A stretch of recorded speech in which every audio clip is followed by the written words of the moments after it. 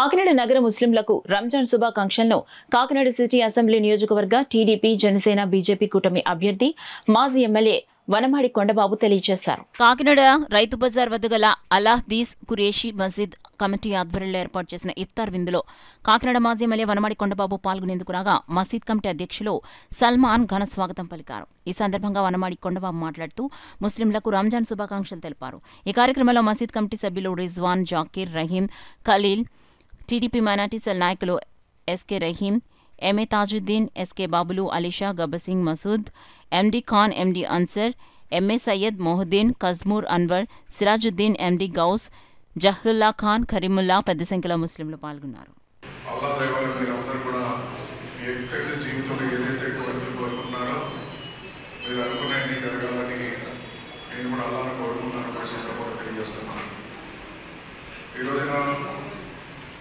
గతంలో కూడా చాలా సందర్భాల్లో మమ్మల్ని ఆహ్వానించారు ఇక్కడికి.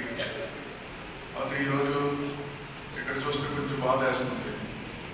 మనకు ఆ మధ్యన పిలిచినప్పుడు చాలామంది రహమాన్ కానీ, బాబు కానీ, సలీం కానీ వీళ్ళందరూ కూడా చాలా యాక్టివ్ ఉండేవారు. ఆ కరోనా టైంలో సరిపోవడం చాలా బాధ వేస్తుంది. సరే ఎవరైనా వాళ్ళు కూడా ఏదైనా పనున్న మా దగ్గరికి వచ్చి పని కోసం చెప్పేవారు.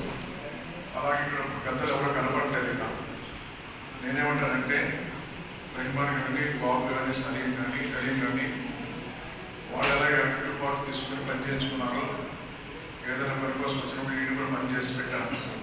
అలాగే మీలో కూడా యాక్టివ్ ఉండి ఏ పని ఉన్నా సరే నా దగ్గరకు వచ్చి చెప్పండి, తప్పనిసరిగా చేస్తాను.